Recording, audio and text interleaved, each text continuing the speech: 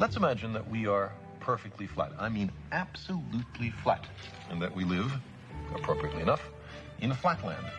A land designed and named by Edwin Abbott, a Shakespearean scholar who lived in Victorian England.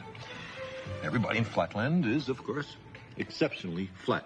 We have squares, circles, triangles, and we all scurry about, and we can go into our houses and do our flat business.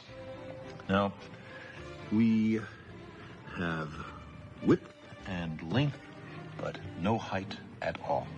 Now, these little cutouts have some little height, but let's ignore that. Let's imagine that these are absolutely flat. That being the case, we know, us flatlanders, about left-right, and we know about forward-back, but we have never heard of up-down. Let us imagine that into flatland, hovering above it, comes a strange three-dimensional creature which, oddly enough, looks like an apple.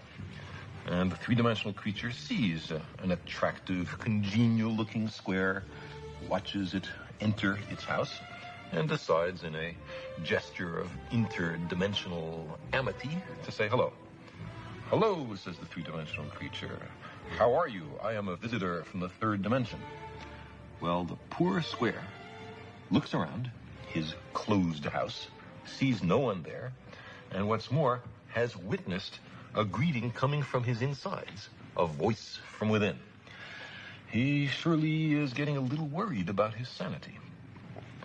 The three-dimensional creature is unhappy about being considered a psychological aberration, and so he descends to actually enter flatland.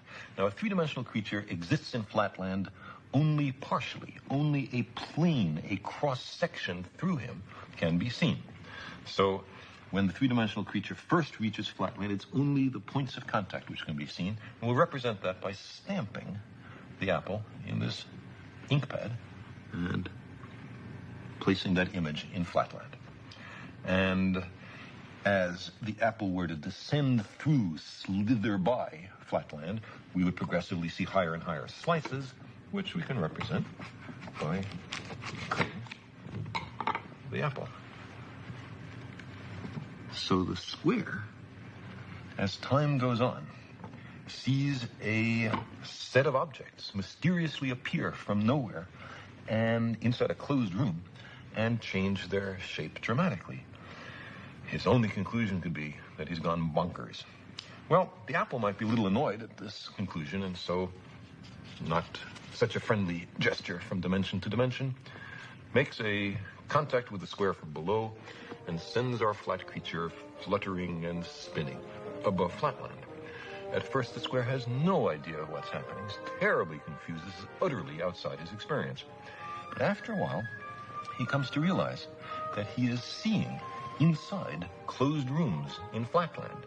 He is looking inside his fellow flat creatures. He is seeing flatland from a perspective no one has ever seen it before, to his knowledge. Getting into another dimension provides as an incidental benefit a kind of X-ray vision. Now our flat creature slowly descends to the surface, and his friends rush up to see him. From their point of view, he has mysteriously appeared from nowhere. He hasn't walked from somewhere else. He's come from some other place. They say, for heaven's sake, what's happened to you? And the poor square has to say, well, I was in some other mystic dimension called up.